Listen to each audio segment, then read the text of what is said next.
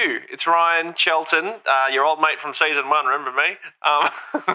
Hey, I just wanted to ring, say, so excited about season 2, and especially with Johann Hari leading the charge in episode 1. Like that it's amazing. It's gonna be great. I just wanted to run an idea past you, considering we are in season 2. It's the sequel, and I feel like it's time to, like, it would be kind of cool to sort of jazz up the show a little bit, or at least, like, I don't know, like movies do for their sequels, give it like a bit of a jazzier title. So, obviously just spitballing here, but what about like The Imperfects 2, Infinity War? Or like, I know that's probably a bit aggressive. How about The Imperfects 2, Pig in the City? I mean, that doesn't really even make sense, but I guess what I'm saying is let's think of something so it's not just The Imperfects. The Imperfects 2, Judgment Day. I don't know. Give me a call. Let's brainstorm this, because I reckon there's a better title in there somewhere. It's Ryan, by the way, Shelton. See you soon. To call back, press 2. To replay message, press 1. To reply, press 2. To send a copy. We're all imperfect. And on this podcast, I'll be chatting with a variety of interesting people who are willing to make themselves vulnerable by sharing their own struggles and imperfections. Then we'll discuss the invaluable takeaways we can all apply to our own imperfect lives. I'm Hugh van Cuylenberg from the Resilience Project. And I'm Ryan Shelton from my mum. And this is The Imperfects.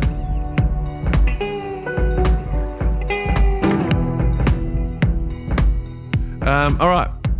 No, well, I mean, essentially just starting with, okay, we're back. And, you know, in that same slick way, we always start the show with a very clean hello, very considered opening, because we're professional broadcasters. We've never done one. And every time we do an awkward start, I think, why don't we just plan our start? Yeah, but even as we're saying this now, I know for sure Josh is going to use this as the start now. Like, I just know, like it's not even going to be a surprise now, because he's done this before. And speaking of, actually, look, we're into it now. We're in. We started the show. Excited for season 2. Disappointed I can't reach out and touch you. What? Say again? Sorry, mate. Well, I was trying to do a reference to the fact that we're doing this in isolation. Oh, right. I thought you were just trying to raise the stakes for season 2. Try and bring in a bit of a romantic element to it. What I was trying to awkwardly say then was that we're doing this in lockdown and isolation. We're not in the same venue, which means if I wanted to, I don't have the ability to reach out and touch you because you're not there, is what I'm trying to say. No, but I mean, look, even if we were in the same room, you still technically wouldn't be able to reach out and touch me. Unless yes, your arm is 1.6 meters. Which is definitely not. Which is not the case. I've seen your arms. So we are back, and it's very exciting, and a huge addition to season 2. And let's not underplay this, Hugh. Let's not make a small deal about this, because those of you who heard a lot of the episodes from the first season would have heard the irregular segment, Josh's great question. Josh, was it a being good your question brother, or a great question? I think it was Josh's good question. Oh, now you're definitely underplaying it.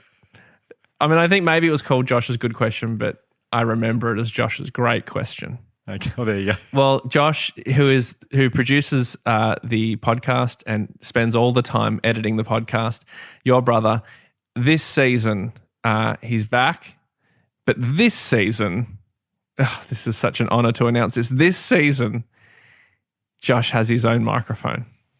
Josh, speak. Welcome to the microphone. G'day, everyone. It's very nervous to have a mic. I'm very nervous about it, but I think it's more a requirement of the fact that we're recording this in 3 different locations and I have to have a mic to be able to talk to you guys. No. The reason is you needed a mic because every time you always have these great questions. Sorry, good questions.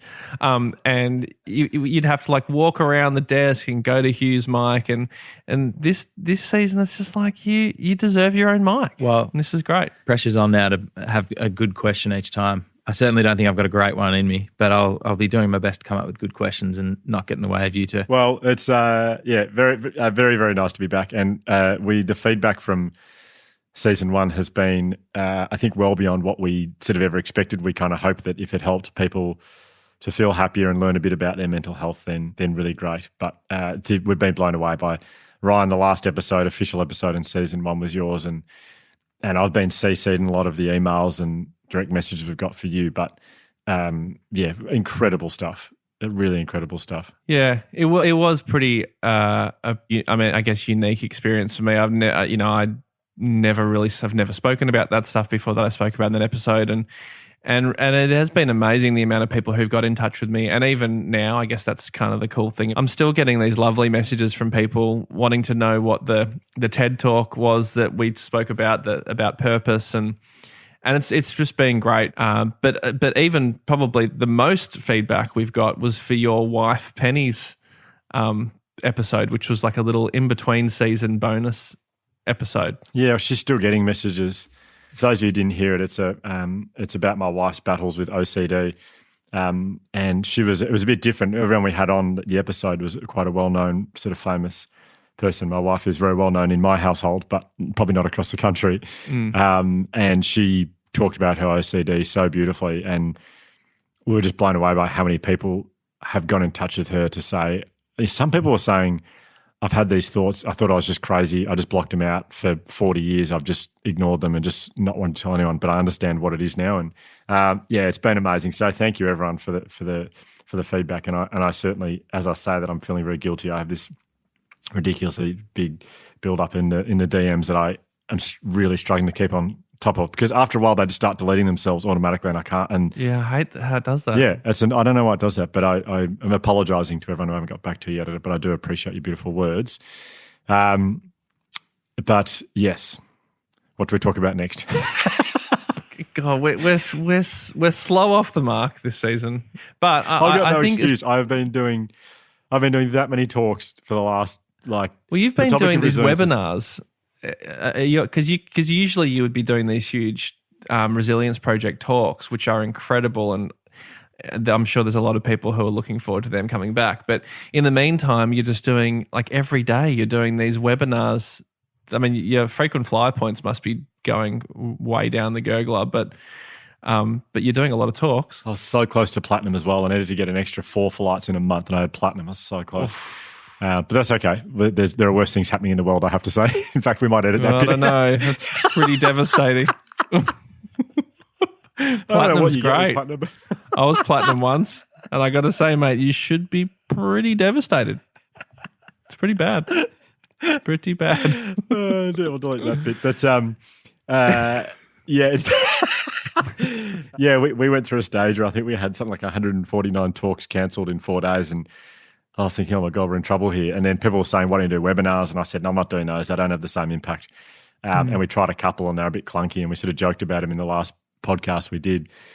But since then, we've Josh actually set up this amazing studio, and we've started doing them. And they are, honestly, I cannot believe, the impact that they have. It's just incredible. I'm doing about 2 a day at the moment to different corporate groups or sporting clubs or to schools, and I've learned a lot on the job. Some of the things that have happened so far, like, because we're getting really big organisations will invite all their staff to come along, and I was doing a group of tradies. They're a terrific group of blokes. There's a lot of them. They're up in Queensland, and one of them wrote a message to his mate and said, "Oi, who does this bloke remind you of?" And I thought, oh God, this isn't good. And I was about to say, guys, just say no, this is like, but I thought, no, just ignore it. Don't draw attention to it. It'll stop. And one guy wrote and said, yeah, I reckon he looks like so-and-so. And I didn't know who they were talking about. And he said, no, it's someone famous. And he made this talk. They're going back and forth, and everyone's looking at it, and I can see it. I'm trying to do the presentation. And this bloke eventually goes, oh, I've got it. I know who he looks like.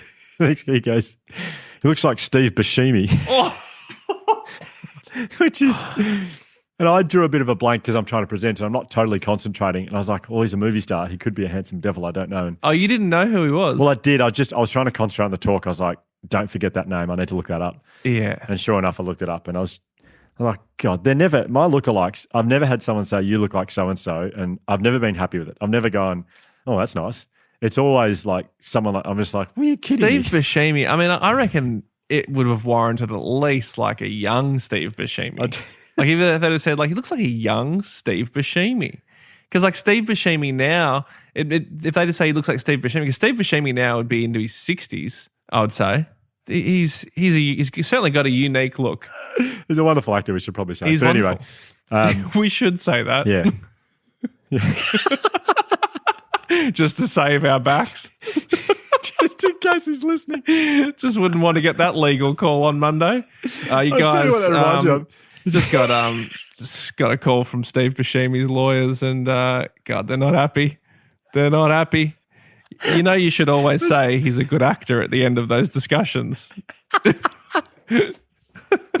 Well, I tell you, he'd be like, I'm picturing him listening just like in his role in Billy Madison when he's in his bed and he's like a serial killer from school. Oh, yeah. And whenever he gets a lipstick and he's drawing like people he's going to kill and he puts a line through Billy Madison's name, listening to us doing the exact same thing. No, not me, mate. The Imperfects. Hugh, I'm not involved. You were telling the story. Don't drag me into this Buscemi battle. I don't want to have the feud with Buscemi. But anyway, we probably need to move on to our I guest. think so. Yeah. This is an international guest and a unbelievably exciting person to have on our podcast. It's huge. Johann Hari. Yeah, Johann Hari. For those who don't know, Johann Hari has written a couple of books, but the book that we've spoken about a bit on the podcast, and Missy Higgins in her episode spoke about a lot, is called Lost Connections. He's essentially a journalist, really, first and foremost, who struggled with his own mental ill health in the early part of his life, or I guess throughout his whole life. And it sort of prompted him through his experience, which you'll hear about. It prompted him to kind of look more into it, and he eventually wrote a book. And we've both read the book and loved it, and he was just lovely enough to agree to come on our podcast. Yeah, and I did it. I remember I was thinking about incredible people that would be enlightening for our listeners, and I thought of him and thought, well, I'll do it as a Hail Mary and I won't tell you guys and we'll just see what happens. And I thought I'd never hear from him. He sent a message saying, yep, can we do it tomorrow? And I was like, oh, no, I can't do it tomorrow, but I cannot believe that's a yes. I couldn't believe it. But bit keen, Hari. Chill out, mate. Tomorrow. God, you are keen as mustard to get on our podcast. We've got a bit of a queue, mate. So just cool your jets, bro. It's not a guarantee yet, by the way, Johann. Yeah. Oh, actually, sorry, just very quickly. I don't think I told you guys. I did Osher Ginsberg's podcast. Oh yeah. And I didn't make the cut. Like I did the whole interview and I never made it. Cut you out. Yeah. And that's fine. Like if it wasn't up to scratch. Has it just not been released yet? Oh, I did it like 3 months ago. Yeah. Wow. And that's totally fine. Like I obviously didn't do a great job in it and I don't expect them to put it out if I wasn't very good. But I haven't even and I was just thinking about it the other day because Penny said, hang on a minute, what happened with Osher Ginsberg? And I went, oh my gosh, I didn't make it. I didn't do well enough. And I was just thinking, I must have been really bad because like we have people on all the time. It would be really bad for us to interview someone and go, nah, we're not going to have them on. Oh, I mean. So I've done it. I almost want to hear it now to hear how bad that actually was on the day. I mean, there's no bigger podcasting flex than to record a whole episode and not use it. Like, for anyone who makes any sort of content, like it takes time to actually do a whole one and then go like, nah. Oh, I can't believe we've got a podcast feud. Okay. That's great. This is huge. Can we interview him? Can we? Yeah, we'll get him on ours and. If only there wasn't so much news happening in the world, we'd make headlines with this feud. Oh, just to be clear, there is no feud, and I apologise if I didn't do a good job for. Well, if I don't do it, I must have disappointed them or something because he kept saying, "Oh, in the intro, he said everyone keeps telling me I've got to get you on the podcast," and it was kind of like he wasn't saying I want to get you on. It was like everyone else said you've just got to come on the podcast. So, which is fine. That's him being honest. And I obviously haven't delivered the goods at all. I don't know. I don't think that's a possibility. I suspect he just hasn't used it yet. I reckon he must have he's working well in advance. Maybe he's got a massive bank of interviews. Well, we'll find out. Not that you're holding on to it. Not that you care. Not that you've been thinking about it. Okay, now let's get to Johann Hari. It is an unbelievable. I mean, I've heard it already, and if you haven't read his book, I think you're going to get a lot out of this. Even if I had read the book, and it was such a good reminder of a lot of this stuff. So, especially at the moment, this stuff that he talks about is with you, Hugh, is pretty spectacular. I have to say, it's the most anxious I've been before an interview. First of all, it was at 7 o'clock in the morning. I can imagine. And I hadn't had a good night's sleep the night before with Elsie, and not sleeping too well. And I was quite anxious because he's just a bit like a hero, I suppose. And so I was quite anxious. But gosh, he delivered. I mean, we're not going to play the whole interview here. It went for 2 hours, I think, a bit more over than 2 hours. Josh had to go somewhere and I had to go and do the talk, but neither of us are comfortable winding up Johann Hari, so we just let him go. No. And for just a heads up to everyone, this is a slightly different episode, and Josh made the good point. We should probably establish this now. This is, for those of you listening for the first time, what happens is Ryan and I will talk beforehand with no real structure. We just talk, and then we have the interview, and then you'll ask me questions about what we can learn from the person's interview and from their life. But this really is, I mean, I wanted Johann to make himself vulnerable at the start and talk about why he cares so much about mental health or anxiety and depression. And he touched on it really quickly, but he just has so much insight and so much wisdom. During the interview, I thought, I just think it's better for us to learn off him. He's got so much to share. We don't need to pick it to pieces at the end. We can just have a quick reflection on it, because honestly, there was just so much gold in there that I felt like me getting him to talk about his life was kind of depriving people of his incredible knowledge. So I hope you enjoy it. There is a language warning on this one. I think we'll beep. I mean, my goodness me, is there a language warning? I don't know if that is. I don't think that's sufficient for what he actually went with. I've never heard anyone swear like this before. He kept talking about how much he loves Australian swearing. Oh yeah. I hadn't sworn at all. He just thought that we would swear a lot, so he got right into it, and so he really goes for it. I mean, he doesn't hold back at all. We've taken a fair bit out because we know families listen to this, but in being authentic with who he is and the way he speaks and the passion he has, there's a bit in there. We've sort of beeped out the really bad ones. So he is he's an international bestseller for a reason. He writes beautifully, and he is one of the most gifted storytellers I've ever had the great privilege of chatting to. So I hope you enjoy this chat, and I hope you benefit from this chat. Johann Hari. Can I be a fascination point? 'Cause you hold the feeling in the room. But you want the beat, I need the tune. Holding the pieces that just falling.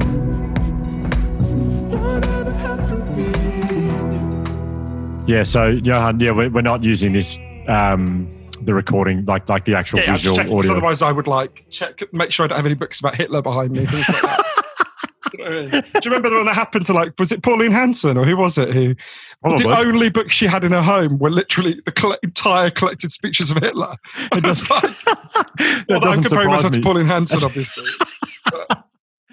Oh dear. Oh mate, thank you so much for doing this. I read your book a little while ago, and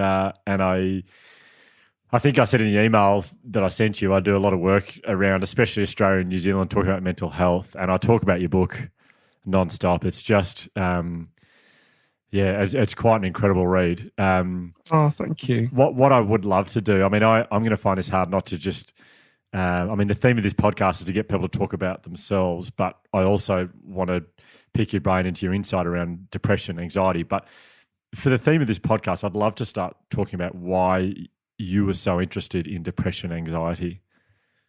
Yeah, I mean, it's funny, isn't it? Because I think at some level, people don't know why they write about the things they write.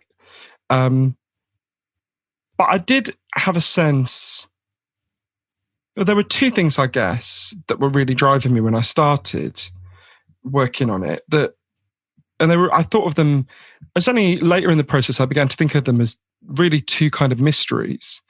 The first mystery was, I'm 41 now, and all throughout my lifetime, depression and anxiety have gone up. In Britain, in the United States, in Australia particularly, actually, and I'm interested in thinking about I've spent a fair bit of time in Australia, and I'm interested in thinking specifically about the Australian example. And I wanted to understand, well, why? Right? Why is this happening? Why is it that with each year that passes, more and more of us are becoming depressed and anxious? And I wanted to understand it because of a more personal mystery, which is, when I was a teenager, I remember going to my doctor and explaining that I had this feeling like pain was leaking out of me, and I didn't understand why. I couldn't control it. I was quite ashamed of it. And my doctor told me a story that I now realize was well-intentioned. My doctor was a nice person, but was really oversimplified.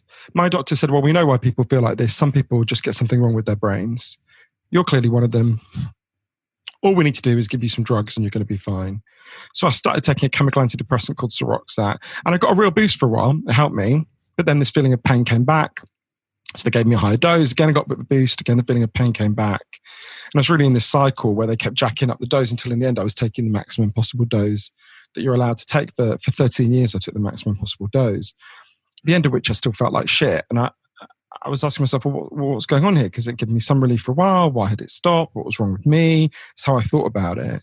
So that was really why I ended up going on this big journey. I wanted to meet the leading experts in the world about what causes depression and anxiety and what solves them, and just people with really different perspectives, as you know, from an Amish village in Indiana, because the Amish have very low levels of depression, to a city in Brazil where they banned advertising to see if that made people feel better, to a lab in Baltimore where they're giving people psychedelics. And yeah, the whole journey just transformed my understanding of what depression and anxiety are and what we do about them. And so you spent years traveling around the world speaking to the world's leading experts about depression and anxiety. We in Australia, I believe, are the second most medicated country in the world for anxiety, I believe, and which I always find staggering when you've spent time in Australia. It's just a beautiful place. So, my question is, where are we going wrong? How is it depression and anxiety is so high, particularly in places like Australia where living conditions are extraordinary? So I would just say, first of all, about that, there's an amazing Australian social scientist who's done a lot of work thinking very specifically about Australia, called Hugh Mackay. You should totally have him on your podcast. He's an amazing, wise, wonderful, humane man. So I really recommend people who want to think.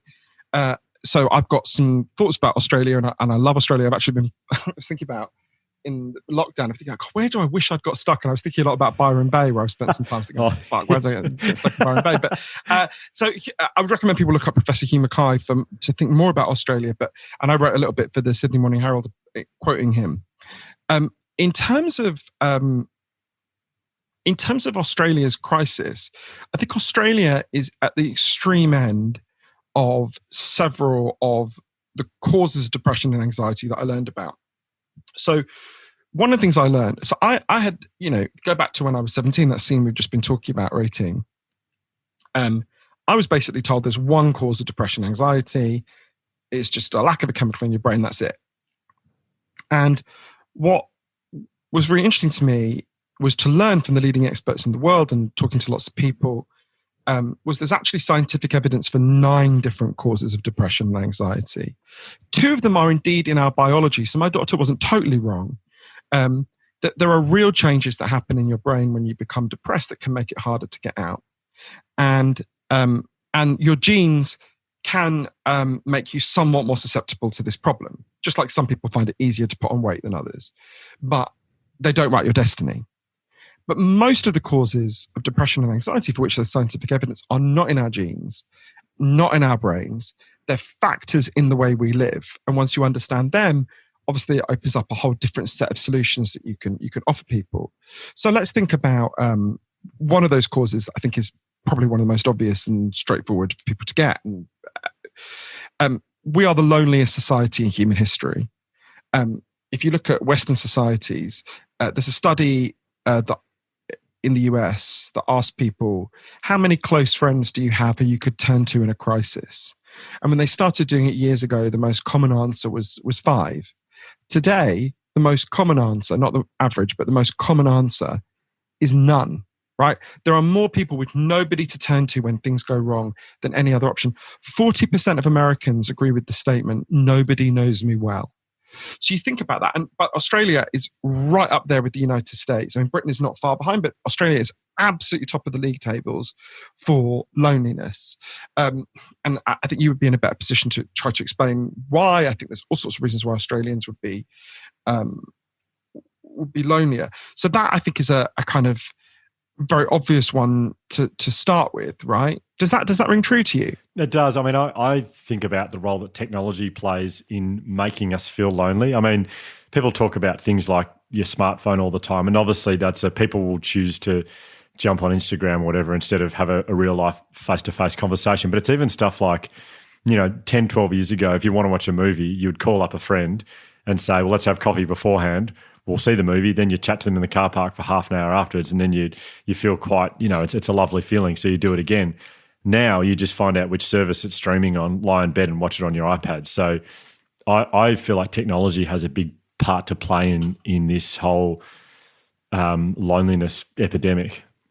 It's interesting because I wanted to think about that. And what I learned is the answer is a little bit complicated. I think your instincts are right.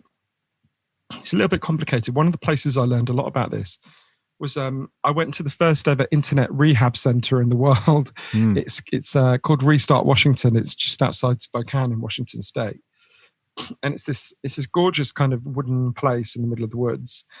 And I remember stepping out of the car and absolutely instinctively, without any irony, before I went in, looking at my phone and feeling really pissed off that I didn't have any reception. I couldn't see my emails.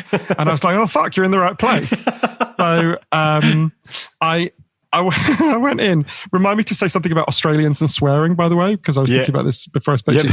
But so I go, because I always had to censor myself on American podcasts. There's something about Australian swearing I particularly like. We can ask about it in a minute. So Restart Washington is a place where they get all kinds of people, right? But they disproportionately get young men who've become obsessed with these multiplayer online role-playing games. So now it would be Fortnite. At the time, it was mostly World of Warcraft was what dominated, right? Because I was there years back. And I was speaking to these young men who were really impressive, actually, these young men who'd become obsessed with these games. I mean, it was a mixture of World of Warcraft and porn were the two things that were the most problematic for these young men. I remember chatting to them and spending a lot of time with them and trying to think through what they were saying. And afterwards, speaking to Dr. Hilary Cash, who's the woman who set up this rehab center, who's a really remarkable person. And I remember her saying to me, you've got to ask yourself, what are these young men getting out of these games? Because they're getting something out of it, right? And she said to me, part of what they're getting is the things they used to get from the culture, but they no longer get. So they're getting a sense that other people see them, right? If you've got an incredibly lonely society, you're playing one of these games, someone else is seeing you, right? You're with 5 of your friends. You're getting a sense you've got a shared mission. How many people have that in our culture? You're getting a sense you're physically moving about. I mean, the figures for how little people leave their homes, especially children and teenagers, staggering, right? It's been striking. Actually, lockdown, the amount of time they've been constricted of in lockdown is less than we would have been when we were teenagers, right? Because they spend so much less time outside and so much time on their devices. One of the other things they get from these games is a sense they're good at something, right? We live in a culture where particularly young men, our education system makes young men feel they're not good at anything, a lot of them. But as Dr. Cash put it to me, what they're getting is like a kind of parody of those things, right? And I began to think, as I was speaking to them, it was kind of revealing that a lot of them had become obsessed with porn. I remember one of them who was actually a very good-looking young guy who could have been having wasn't having sex with anyone, was just obsessed with porn. He was about 21, I think he was. And I remember thinking, in some ways, I think the relationship between social media and social life is like the relationship between porn and sex, right? It's like, I'm not anti-porn. Porn will meet a certain basic itch. But if your entire sex life consisted of looking at porn, you'd be going around fucking pissed off and irritated the whole time because we didn't evolve to wank over screens. We evolved to have sex, right? And in a similar way, we didn't evolve, as we're all seeing in lockdown, right?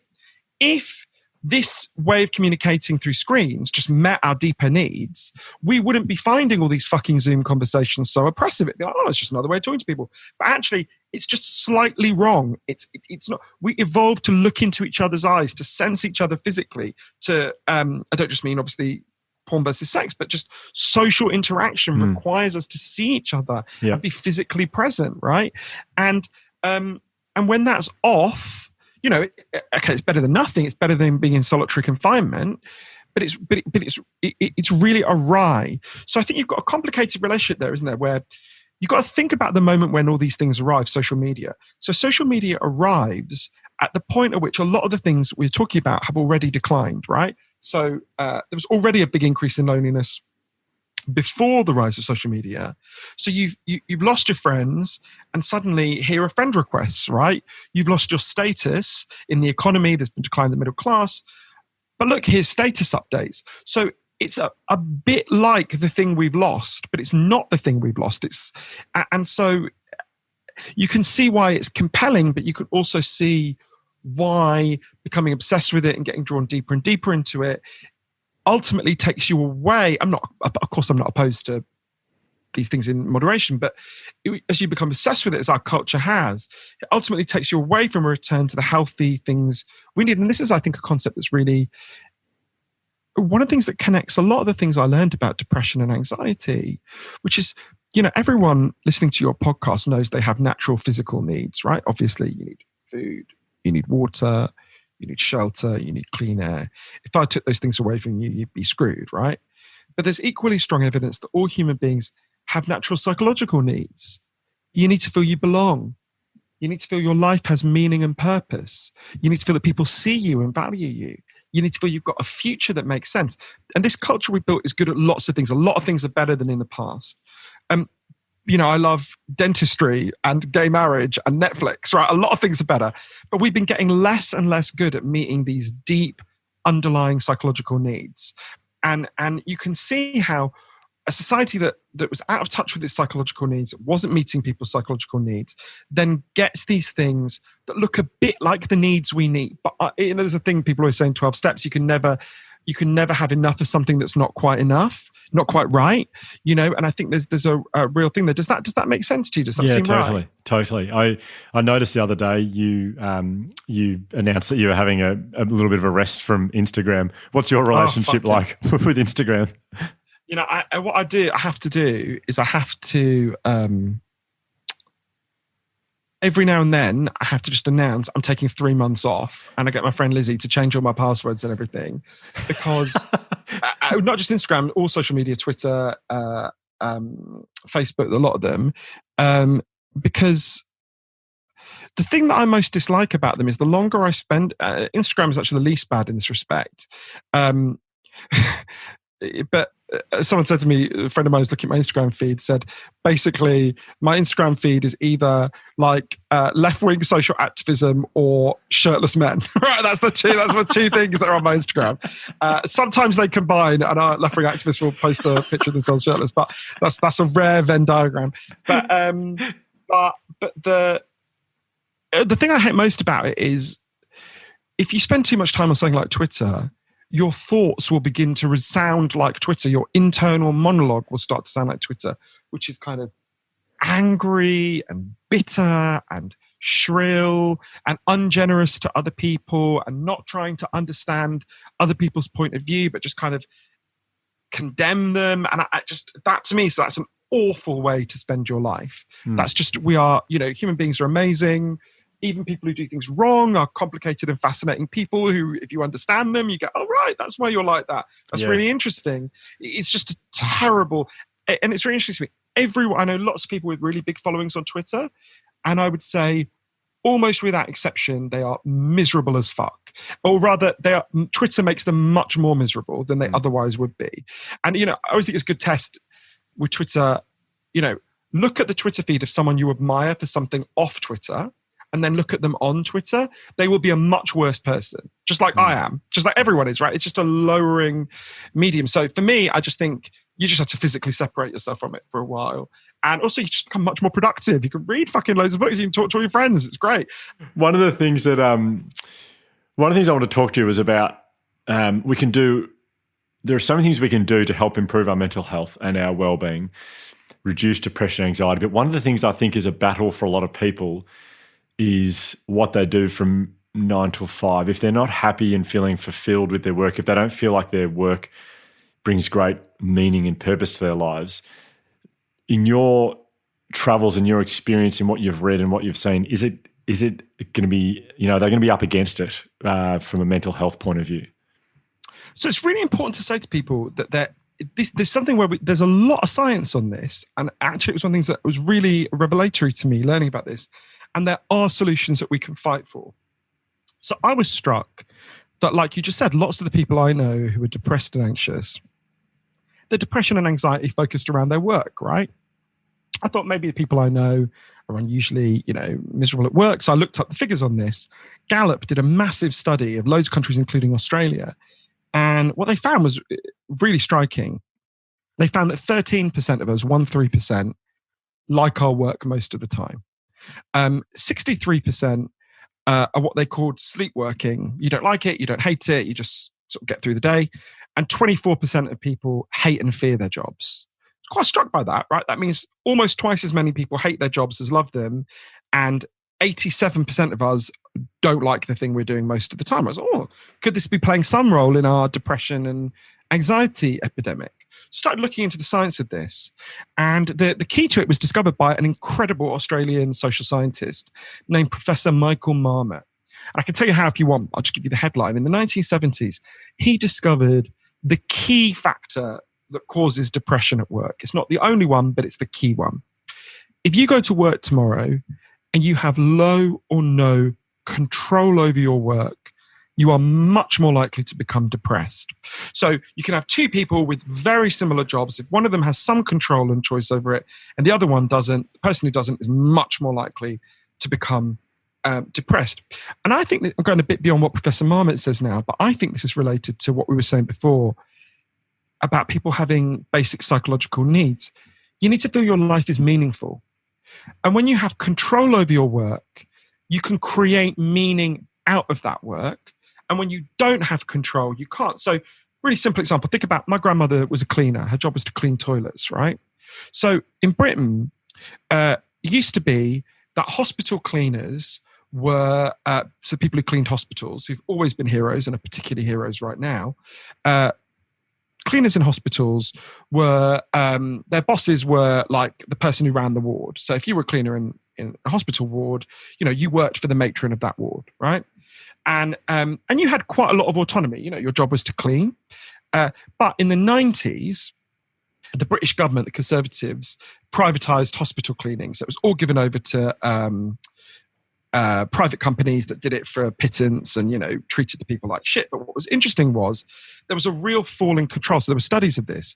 So before the privatisation, obviously the job of a hospital cleaner is to clean the ward. But also, it was interesting, the cleaners thought of themselves and the patients thought of them as another set of eyes and ears in the ward, right? So the hospital cleaners thought it was part of their job to look out and see if someone didn't have water. All right, you need water, I'll get you water. To kind of have a bit of chit chat with the patients, to let them know someone was around, to kind of banter with people. That was how that was the meaning they created out of their work, right? Then the privatization happened and the cleaners were told, stop all this fucking bantering, clean, right? Clean and get out. And so you can see how that lack of control meant that they were able to create less meaning out of their work. Now, cleaning a hospital is meaningful in any situation, incredibly important. We literally die if people don't do it. But you can see that's I think, a good illustration. So I was speaking to Professor Marmot, and it's interesting because at first, so Professor Marmot discovered the less control you have over your work, the more likely you are to become depressed and anxious by a significant amount. But for a while, I misunderstood what he was saying. I actually had to go back and interview him several times. Because at first I thought he was saying, okay, you've got this elite 13% of people at the top who have jobs they like and they've got control and they're going to be happy and everyone else is condemned to the shit, right? And I thought about my family. I thought about, my grandmother was a cleaner. My dad was a bus driver. My brother is an Uber driver. I thought, well, you were just saying these people are just condemned to be miserable. But Professor Marmot kept explaining to me, it's not the work that makes you depressed. It's the lack of control over your work. Does that seem intuitively? Does that seem right to you? Yeah, it does. That's one of the things of the book that really struck me. I mean, there were so many things reading a book that I remember sitting up in bed reading it, and my wife Penny's in bed, and she loves reading, so she's always been fascinated with mental health as well because of her issues with OCD and anxiety. And I kept saying, when you've got a good book, I feel like it's like you just want to tell people about it all the time. So it was half a page, I was going, Penny, you've got to read this, you've got to read this. And I was reading little parts of your book, and I found her being strangely against. She seemed to be a little upset about what I was saying about the book. And it's because it took me a while to work out why. And I kept saying, why aren't you reading this? And it's because she's been medicated since I think she was 19, 20. And so she's now 32. And I think hearing that what she'd been doing for a long time wasn't the answer, wasn't the only answer, I think was quite confronting for her. And so I kind of want to talk to you about that whole, the medication. How we are so quick to be medicated, especially in Australia. The beautiful story you tell about the antidepressants in, I think it's Cambodia. Is that right? Yeah, I mean, I would just say, let's talk about Cambodia in a second, but I totally empathise with your wife's resistance because, as you know from the book, I felt that resistance really powerfully, right? And it's complicated because it's not that the biological story is wrong, it's that it's one part of a more complex picture. So pretty much everyone, it's in all the psychiatry textbooks, agree, there are three kinds of cause of depression and anxiety, and they're all real. There are biological causes like brain changes, genes. There are psychological causes like childhood trauma, stress. And there are social causes, like loneliness. And these are, there's lots many more, all three of them, obviously. And all of them are real, right? And they interact in complex ways. And there's no, vanishingly few, I would argue, people who are very distressed, have what we call mental health problems, where there isn't some element of all of them, right? Some element of all of those three factors, obviously in differing degrees in different people. So it's not wrong. I think part of the problem is what we've done is we've told people an exclusively biological story for a really long time. And the biology is real. And some of the treatments for the biology give people real relief. I got some relief from chemical antidepressants for a while. But we've just got to be honest, overall for the society, they're not solving the problem because we've had 40 years of increased chemical antidepressant prescriptions and depression and anxiety are continuing to rise. Now, they're not rising because of the increased prescriptions. The prescriptions are for some people taking the edge off, but there's something missing in that picture, right? And what's missing in that picture is most of the causes of depression and anxiety. It'd be a very peculiar person who said loneliness doesn't cause depression. Childhood trauma doesn't cause depression. Financial insecurity doesn't cause depression. Thinking life is all about money doesn't cause depression. There'd be a very odd person who denied these things. No one really does, but very few people do. But we've told this overly simplistic story. And there was a moment, and I found that really challenging because if you've been told a story about your pain, even if that story doesn't work very well for you, and it didn't work very well for me, right? I was still depressed. At least you feel like you know where you are, right? And there's a moment in the shifting of the story, which I imagine is what your wife was feeling and certainly what I felt, where it's like, to me, it's like being given a story for your pain is like putting a vicious dog on a leash. And there's a moment when the story changes where you feel like the dog is let off the leash for a moment. You don't know where you are. If you don't understand what it is, how can you protect yourself, right? And so I totally empathize with that.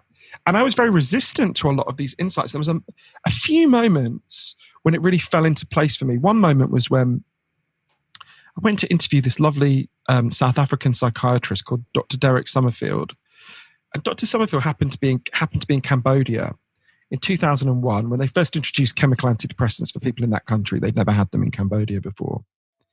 And the local doctors, the Cambodians, were like, what are they? We've never heard of these drugs. What are they? And he explained. And they said to him, oh, we don't need them. We've already got antidepressants. And he was like, well, what do you mean?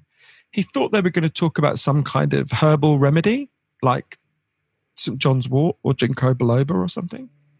Instead, they told him a story. There was a farmer in their community who worked in the rice fields. And one day he stood on a landmine and he got his leg blown off. So they gave him an artificial limb and he went back to work in the rice fields. But apparently it's extremely painful to work underwater when you've got an artificial leg. And I'm guessing it's kind of traumatic to go back and work in the field where you got blown up. The guy started to cry all day. After a while, he just refused to get out of bed. He developed what we would call classic depression. This is when the Cambodian doctors said to Dr. Summerfield, oh, well, that's when we gave him an antidepressant. Dr. Summerfield said, what was it? They explained that they went and sat with him. They listened to him. They realized that his pain made sense, right? It had perfectly understandable causes. You didn't have to listen to him for long to see it made sense, right? One of the doctors figured, if we bought this guy a cow, he could become a dairy farmer. He wouldn't be in this position that was screwing him up. He wouldn't have to go into work in these fields that were traumatizing him. So they bought him a cow. Within a couple of weeks, his crying stopped. Within a month, his depression was gone. It never came back.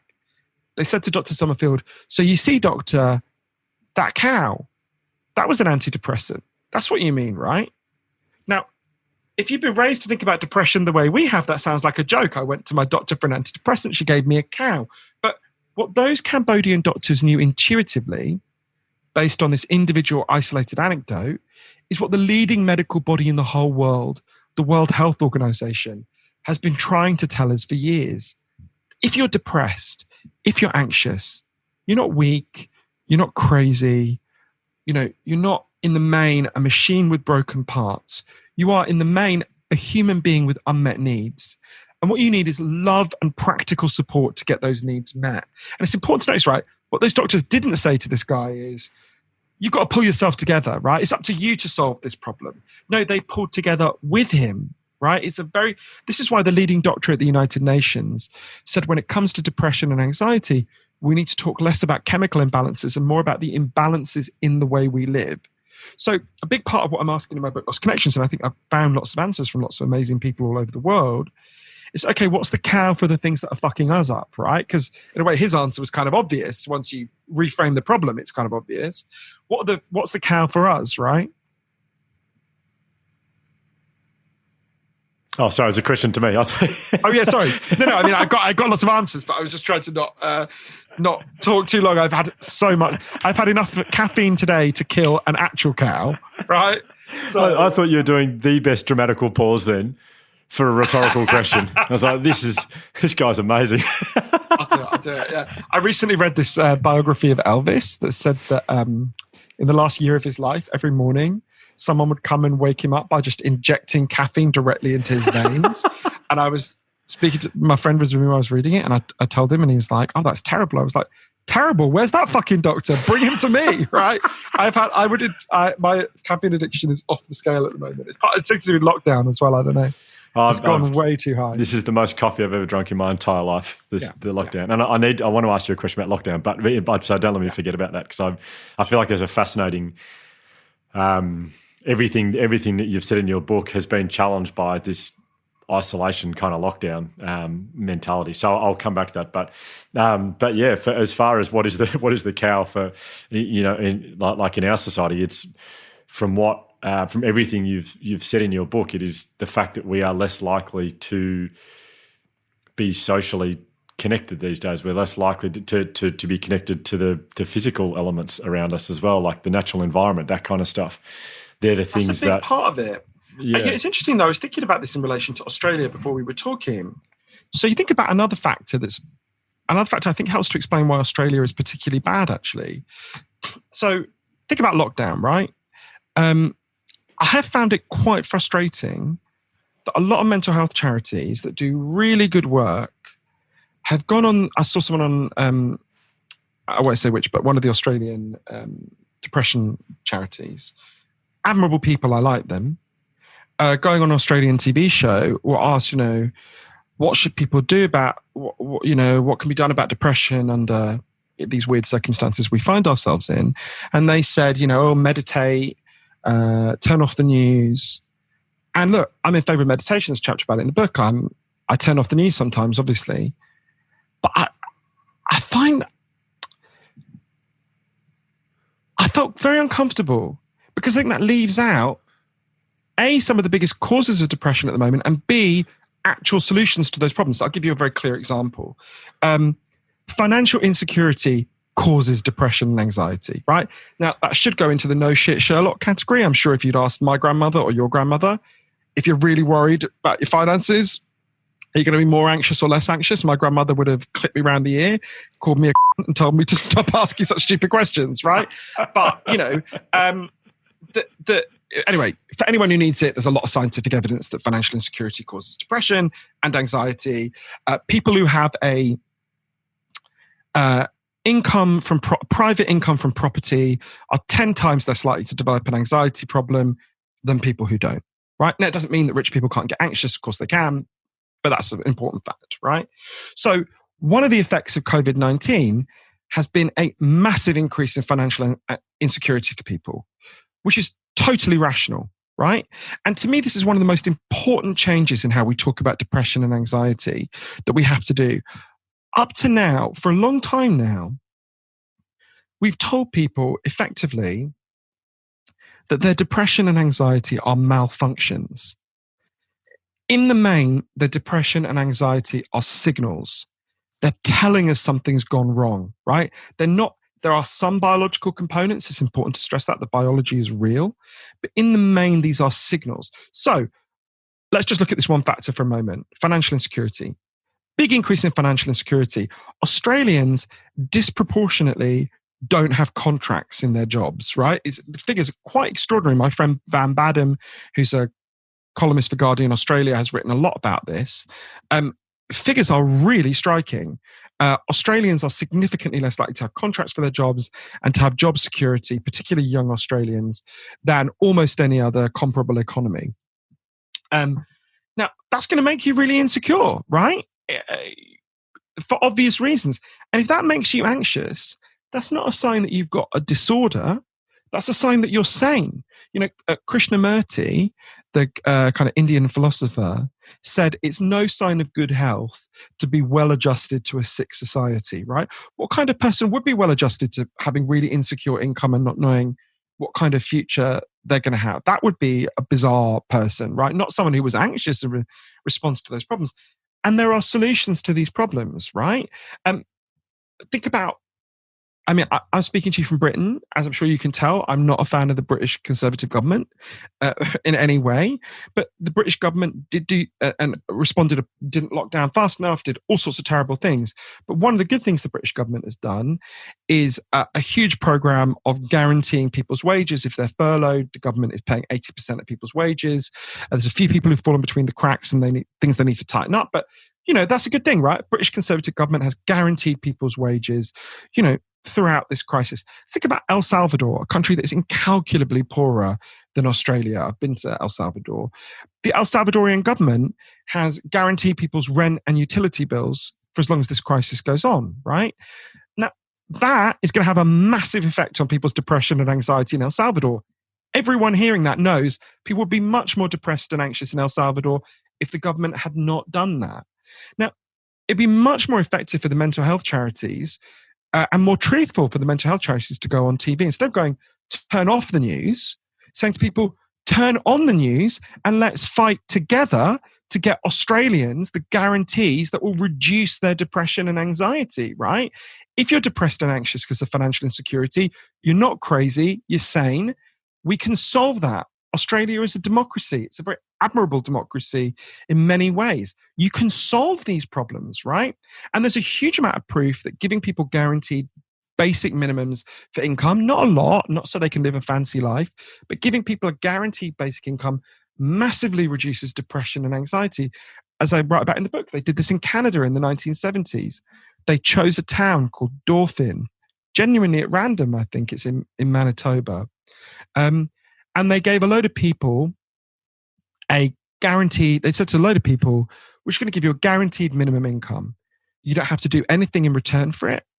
And there's nothing you can do that means we'll take it away from you unless you go to prison, right? And it was about equivalent of about $11,000 in today's money. So you're not going to have a good life on $11,000, but you're not going to be homeless. You're not going to lose your home, right? And they wanted to see what happened. And loads of things happened. Interestingly, nobody gave up work, right? There were a few people who stayed with their babies longer after they had them rather than go back into the workplace. And some young people studied longer, but nobody just dropped out the workplace and lived on their $11,000 a year equivalent.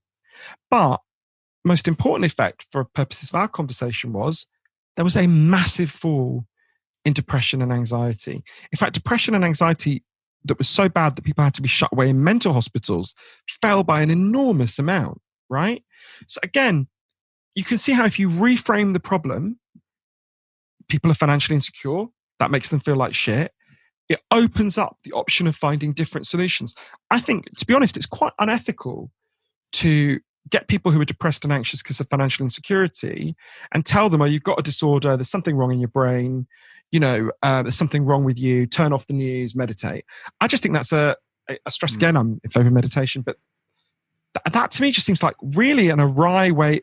It's a sign. Do you get what I'm saying? I totally understand. And I feel like one of the main things that I got from your book, and I do a lot of work with elite athletes over here in Australia, and one of them I've been working with for a while who talks about his anxiety a lot and has always struggled to understand it and wants to understand his anxiety better.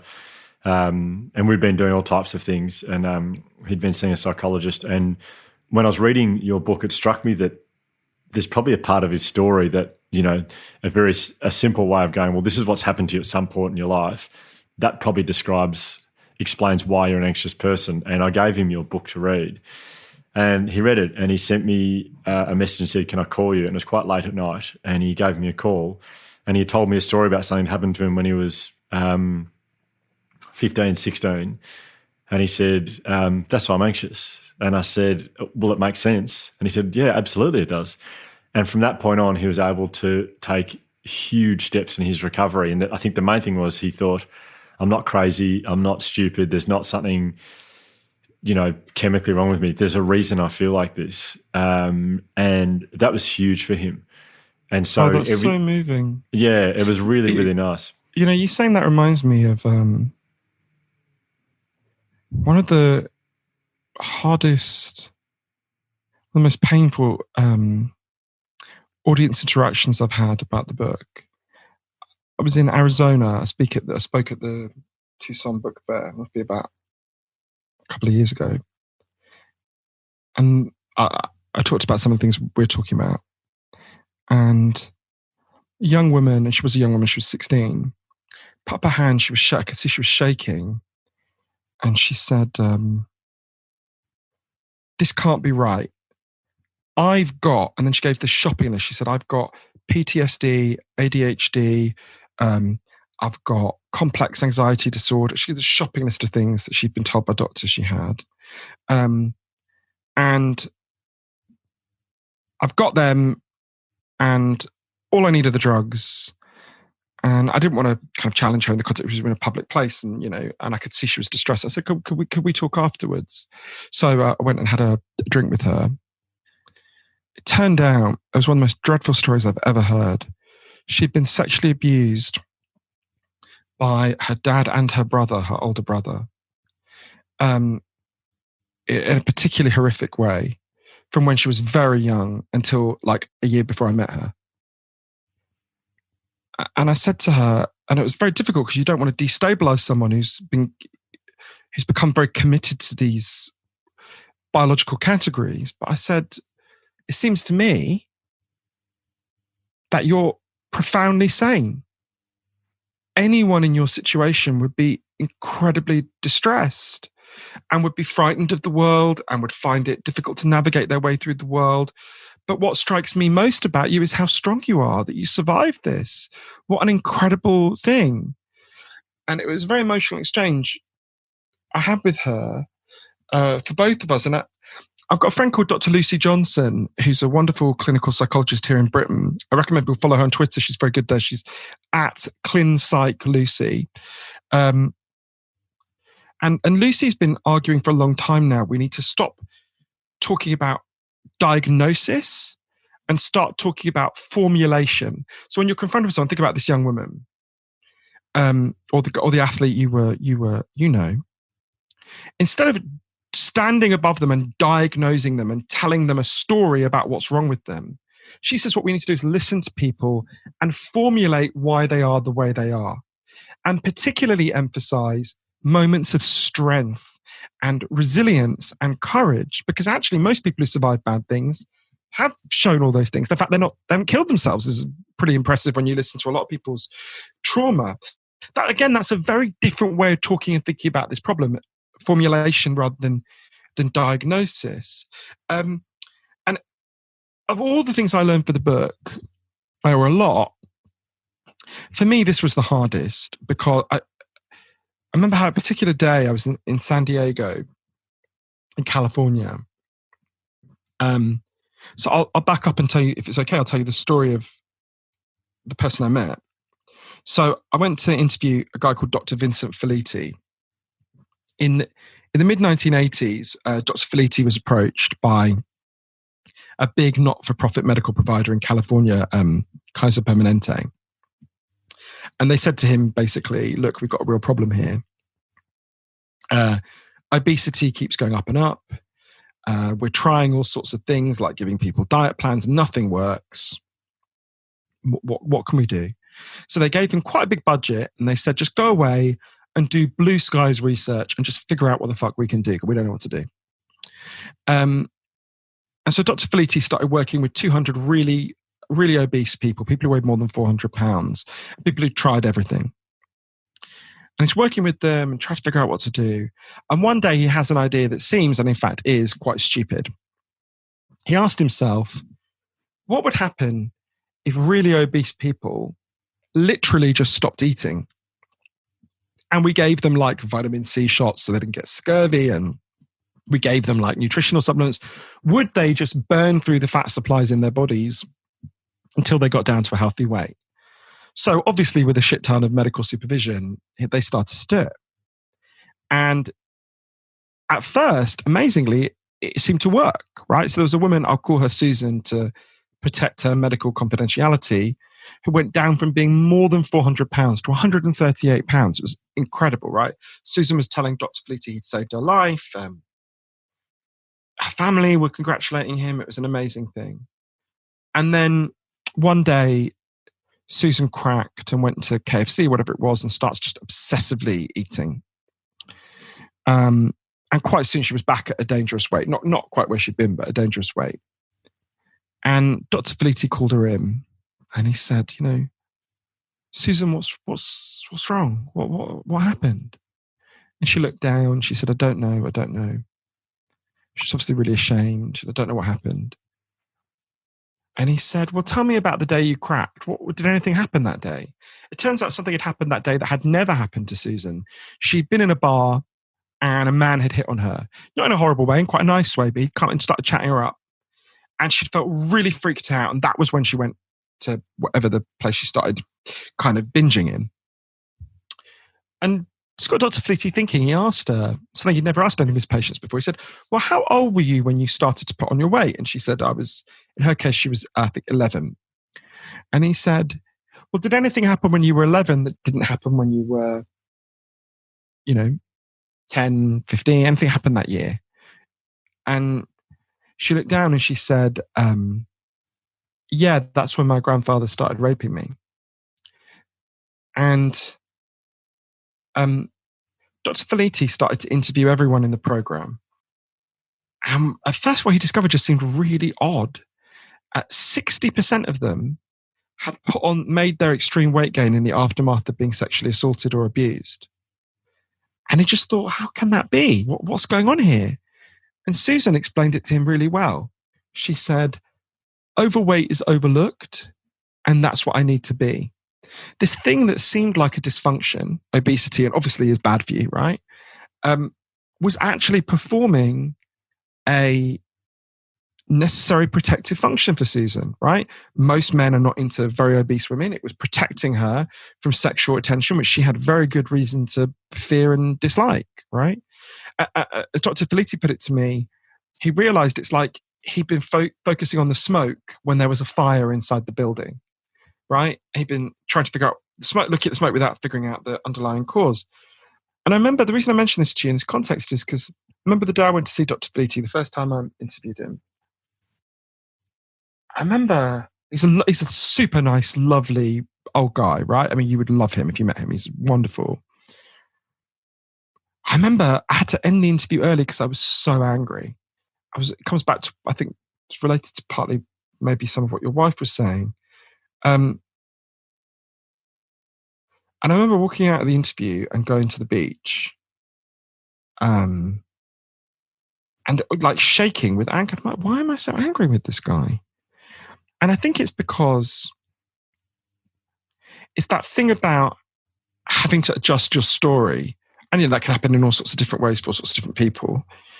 So when I was a child, I had experienced some very extreme things. My mother had been very ill. My dad was in a different country. I'd experienced some very extreme acts from an adult in my life.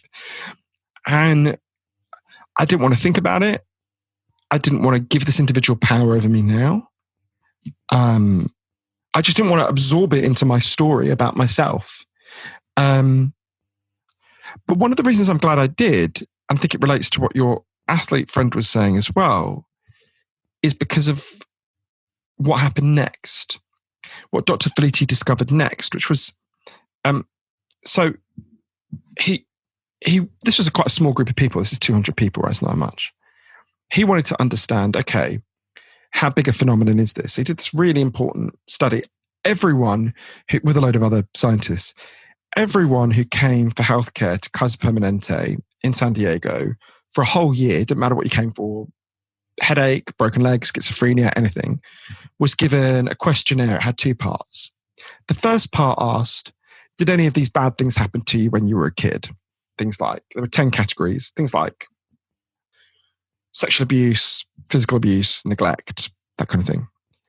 And the second part asked, have you had any of these problems as an adult? And initially it was just going to say obesity, but luckily for us at the last minute, they added things like depression, suicide attempts, addiction. And when they added up the figures, at first they thought there was a mistake, so they went back and added them up again. What they discovered is for every category of childhood trauma you experienced, you were 2 to 4 times more likely to develop depression as an adult, and obesity and addiction. But when you got into the multiple categories, the figures were just crazy. If you'd had 6 categories of childhood trauma, you were 3,100% more likely to have attempted suicide, and more than 4,000% more likely to have an addiction problem, which is just like mind-blowing. You don't get figures like that in science, right? Dr. Robert Ander said to me, who's one of the scientists who worked on it, said to me, it made him realize we've got to stop asking when we see a depressed person, anxious person, addicted person, we've got to stop asking what's wrong with you and start asking what happened to you. But what they did next was, for me, the most important bit. So obviously people had indicated on their form, they'd experienced childhood trauma. Their doctor was told, don't call them back, but the next time they come in, for whatever it is, say to them something like this. I see that when you were a child, you were sexually abused, or whatever the nature of the abuse was. I'm really sorry that happened. That should never have happened to you. You should have been protected from that. Would you like to talk about it? And 40% of people said, I don't want to talk about it, but 60% of people did want to talk about it. And they wanted to talk about it on average for 5 minutes. And some of them, it was randomized. Some of them were then told, I can refer you to a therapist to talk about it more. What was incredible was just those 5 minutes of an authority figure saying, I'm really sorry, this should never have happened. That alone led to a significant fall in depression and anxiety. And the people who referred to a therapist had an even bigger fall. And this fits with something another amazing person I interviewed, Professor Steve Cole, who's at UCLA in Los Angeles, discovered, which is, it's not the trauma that destroys you, it's the shame about the trauma. And giving people a safe way to release their trauma is an antidepressant, right?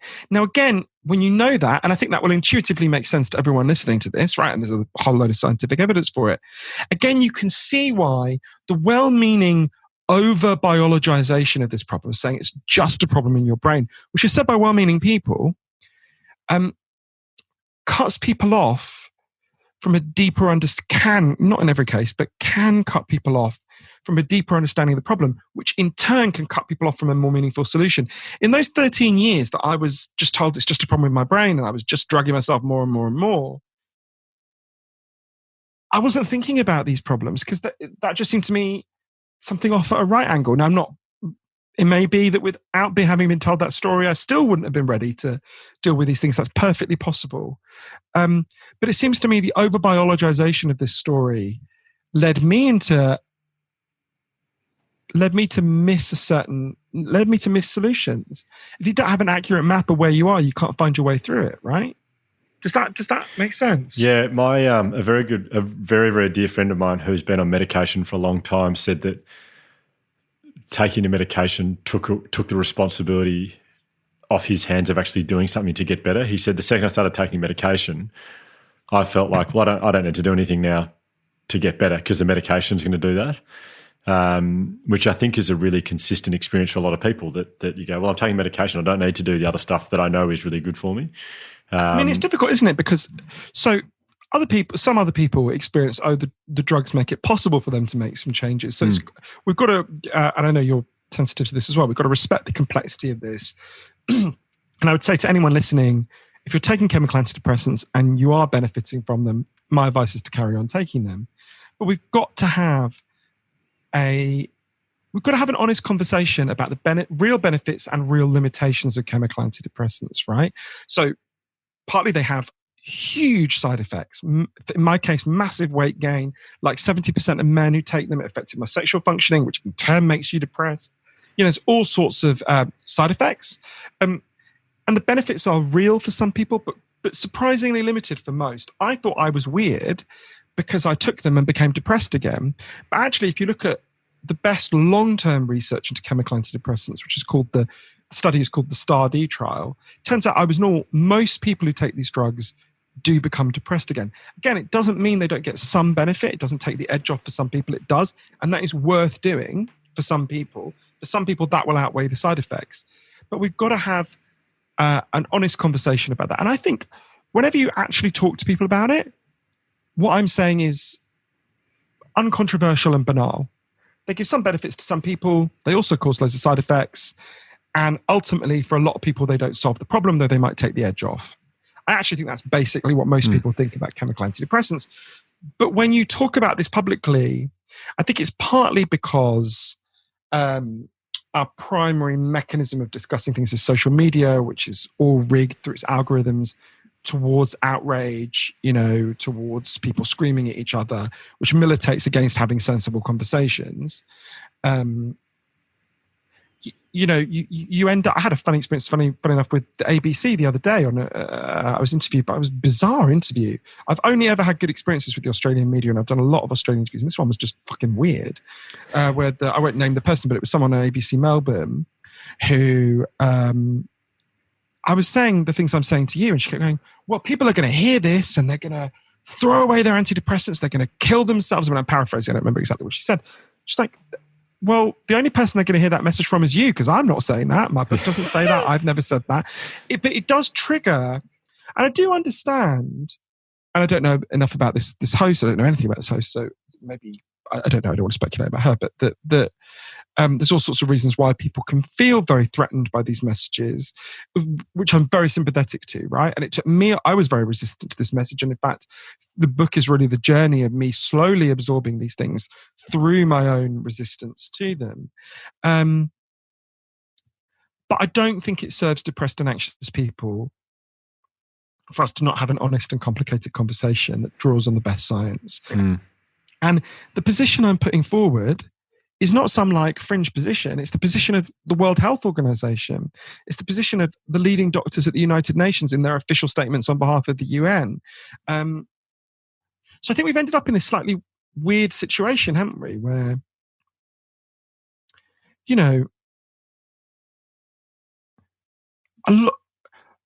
don't think when people read Lost Connections, I don't think they have a kind of thing where it's like, it's not like being given a revelation, like, I don't know, if you don't know about quantum physics and someone explains it to you, it's like, fuck, that's crazy. I didn't know that. That's amazing. It's not like that. I feel like what I'm doing look, there's lots of things people won't know in the book, but in a way, I'm giving people permission to know the things they know intuitively about depression and anxiety, right? None of the things I'm saying would have been surprising to your grandmother or my grandmother. But what's happened is we've not just because of the biological story, in lots of ways, for lots of reasons, we've become, various stories have carried us away from our common sense intuitions about what we need as human beings, what makes us feel good, and how we should structure our societies to make sure people get those things. And so coming along and saying some pretty obvious things can actually seem quite challenging and controversial because we've gone so far from our own common sense. For as long as we are broken up and isolated and taught that life is about doing work you hate, to buy shit you don't need, to display it on social media, to make other people jealous, that is going to be a culture that's depressed and anxious. And we can be offered little technical fixes here and there, and they'll offer some relief to some people, and that's all good and fine. But you've got to deal with the reasons why we feel so shit. And they're not crazy. They're not bad reasons. I think we've got to reframe this problem. We've got to hear the signal. For a long time, we've been either ignoring the signal of distress in our culture, or we've been pathologizing it by saying it's just a problem in people's brains, or we've been insulting it by saying it's a sign of weakness. We've got to stop insulting these signals and start listening to them, because they're telling us what will solve the problem. That's a beautiful message, and I'm very wary of the time. I know it's quite late over there in London, so I don't want to take up too much more of your time. So I that's a wonderful way to round out this chat, Johann. The book's had a huge impact on me, and I've given it to a lot of people, and I know it's had a huge impact on them, and I think it just makes so much sense what you're saying. So congratulations on an extraordinary book and the influence you're having on people around the world. Thank you so much, Johann. I love this. Honestly, I could keep doing this for hours, but you probably need to go to bed. So, totally my pleasure. Thank you so much. Cheers. Okay. Cheers. Bye. Can I be a fascination moment? 'Cause you hold the feeling in the room, but you want the beat, I need the tune. Hoping the pieces they just falling. Still got your door, I felt that calling. Somebody, like I'm a ghost inside the room. Somebody, and I never go back home. Somebody, 'cause I don't wanna be alone. Somebody.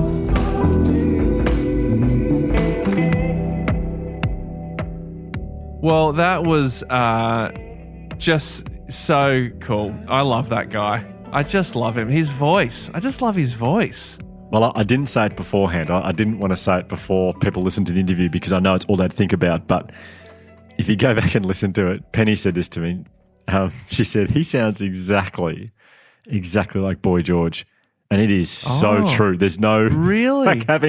I mean, to be fair, I've never seen Boy George without all the makeup. I mean, he certainly didn't say he wasn't Boy George. I'll go back and listen to it, but I think you're right. I don't think he ever said it at any point. Let's assume that he's not Boy George. But that super fun fact aside, I thought it was just amazing. I mean, like, I love that book, and I've listened to the audiobook probably twice. And a lot of that, if you're listening and you've read the book, then you'd know that a lot of that is sort of from the book that he was talking about, but such a good refresher. And if you haven't read the book, then God, like, hopefully that has convinced you to read it, because it's amazing. It had such a huge impact on me immediately. And as I was reading it, I was just writing so many notes, and I was almost feeling a bit anxious reading it, which is quite ironic, but just I was thinking, I have such a big audience of people I speak to. I should have been telling them about connection more often. I should have been. And so it pretty instantly found the topic of connection really quickly worked its way into my presentations and Martin's presentations, because it just instinctively, it just makes so much sense. I mean, I know Missy Higgins said this in her episode. She took his book as an argument against antidepressants, and so went off them straight away, and it caused her a huge amount of issues. And I know it's done that for a lot of people. Yeah, he's not arguing against antidepressants. I think he's made that quite clear now, because I think he mentions that in the chat. I think at one point he mentioned. Yeah, I think he's just saying it's a small part of the solution. I think really is his argument. When you consider what the world's going through right now, this the term social isolation is a bit of a dangerous one, because it's more about physical isolation, not so much social isolation. But that's a different topic. But and I mean, what's sort of incredible about Johann's story is the way that he was able to turn something which was just like he had pretty severe depression, clearly, and anxiety, and he struggled with that for years with all the medication that he went through that was prescribed to him, and was a really tough time of his life. And then he managed to turn that into what is now quite a, he went on this sort of mission or this journey to teach or to learn as much as he can about it, about how he can. I guess what other solutions there are outside of the chemical antidepressants. So what he's done is sort of turned it into like this sort of positive thing, which so many people are now learning from. I love that you brought that one up because it's kind of the classic hero's journey. And I Ben Crow, who we talk about a lot on this podcast, and someone who has agreed to come on and chat on this podcast at some point when the time is right, which I'm very excited about. But he talks a lot about the hero's journey, and the hero's journey he uses the analogy of Star Wars and says that the first 3 episodes of Star Wars, it's like Luke Skywalker goes on this, episode 1 is about me, and it's a great analogy for life. But episode 1, for those of you who don't watch Star Wars, it's like Luke Skywalker roams around the planet, roams around the universe, everything's about him. It's me, I. He's experiencing stuff for him, grabbing these great things happen. And episode 2, he has this crucible moment. His parents, his whole family is killed. Just spoilers. Just still getting my way through it, so just hate you to sorry, ruin this it is for me. huge spoiler alert for the people who. Doesn't it happen in episode 1 that his family died? Do you mean trilogy 1? Oh, sorry. Yes, sorry. Episode 1. Yeah, you're right. Sorry. His family episode 1. Yeah. Drop Star Wars knowledge in front of Josh. Well, I mean, if you're going to use the analogy, you've got to make sure it's true. I mean, there's never been a better time for Josh to have a microphone than to pull you up on Star Wars inaccuracies. Building a rep as a pretty cool guy. Yeah. We were just talking in the interval between those two chats about what Josh's role is with a microphone. It's to pull me up on Star Wars chat. I mean, obviously, if he has any good questions, Josh should have a microphone. And if we get any of the Star Wars trivia incorrect, then he should speak up. But otherwise, I don't see why he'll need one. Well, the second part, sort of, to Luke Skywalker's journey is having his family murdered, and then episode 3 is about him. He wants to become a Jedi and save the universe. That's a great analogy, as Ben Crow would say, for life, and that for a lot of it, we grow up, life's about us. We get awards, we get ribbons, we participate in stuff, and everything's about me and discovering who we are. And then chapter 2 of our lives, sort of, in our 20s, we things happen to us, and not all of them are good, not all of them are pleasant. We have these crucible moments that, it could be losing loved ones, it could be relationships that break down. And then, chapter 3 is where we decide what we want to do with that stuff that's happened to us, and we can either we have the ability to flourish because of that, and we work out because of those experiences who we want to be, how we want to show up in the world. And when you go, as Ben Crow says, when you go from me to we, life becomes really beautiful. When you go from, well, this has happened to me, and this is what I'm going to do with that trauma, and that, it's we talk a lot in the Resilience Project about post-traumatic growth. You take great tragedy in your life, the crucible moments that happen to you, and you turn them into something incredibly positive that the rest of the world can benefit from. And I mean, when you work out that life is about not doing things for yourself, but doing things for other people, that's kind of what the journey is all about. And when you that sort of plays into purpose as well. That's sort of what purpose is. Finding your purpose really is supposed to be outward looking. Yeah, absolutely. And I think there's an Austrian psychiatrist or neuropsych. I can't remember his exact credentials, but I think he's from like maybe the 60s or 70s. But if you look him up, there's so many great quotes that he has on the very topic of, I think one of them, and I wish I could do a great Austrian accent like he does, but I can't. I'd love you to try. Come on, Hugh. Come on. So he says, let me try it. He says, so... That's all we need. That's worth the price of admission, which is free. Thank you for doing that, Hugh. No, that's all right. That brought me a lot of joy. I'm so happy it only lasted one word. The reason I'm happy we're talking about this now is it's so relevant for what the world's going through right now. But Viktor Frankl says in his wonderful Austrian accent, he says that no human being is spared from suffering and pain and agony, but every single human being in those moments has the opportunity to turn what they're going through into, it has the opportunity to turn great pain and struggle into triumph and success and meaning. And I've paraphrased that really poorly. What we're going through in the world right now is so many of us are struggling. And as Johann Hari just said in that chat, it is no measure of good health to be well adjusted to a sick society.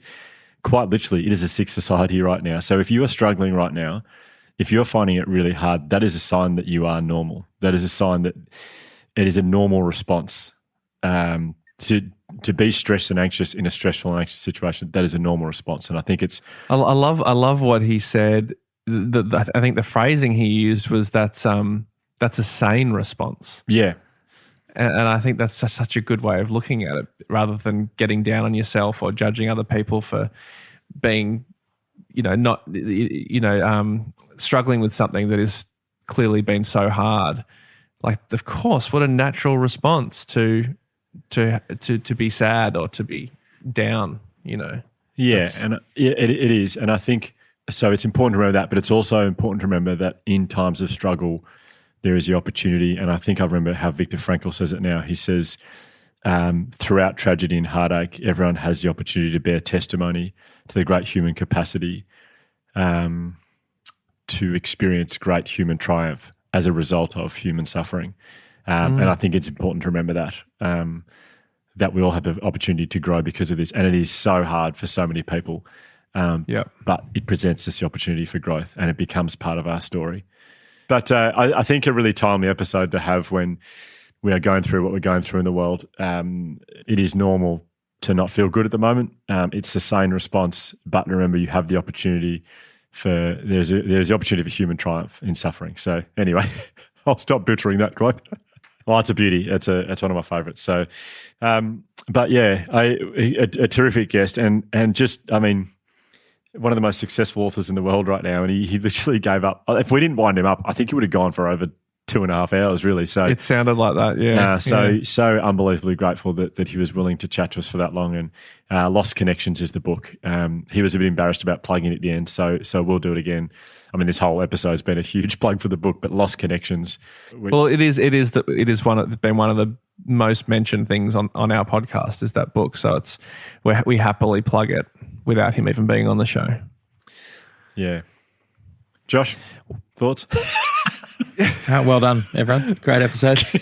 I just sort of realised, Josh, that we've made this huge deal about giving you this microphone this season, and we've just also realised that it's actually a lot of pressure for you to just have this microphone now with this expectation that you have to jump in all the time. There's quite a lot of planning about how this podcast is going to play out, and you guys certainly have your roles and your, you know what you're going to say. I don't know what I'm really adding to this. You are adding a hell of a lot. When that voice comes up, when those golden tonsils start vibrating, people get ready. They vibrate in anticipation. Absolutely. But Josh, we should say, I don't want you to feel like there's any sort of pressure. Like your microphone should almost just be just off to the side. And when you want to grab it, you grab it, but don't feel like, Will do. I'll try and only use it when I've got something worthwhile to say. You already put in the most amount of time to this podcast by an absolute mile with the work you do. So much. Well, cutting out all my interjections has just increased the amount of work I have to do on the podcast. This is a good idea. Thanks, guys. Can I be a fascination?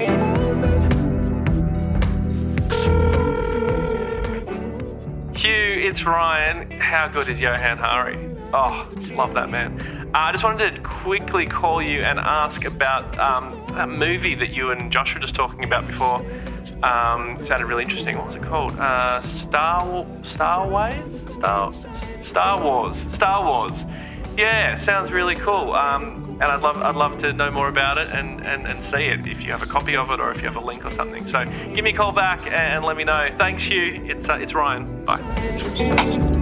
To call back, press 22 to replay message. If this episode has triggered anything for you around mental health, we strongly recommend Lifeline on 131114. The Imperfects is brought to you by the Resilience Project.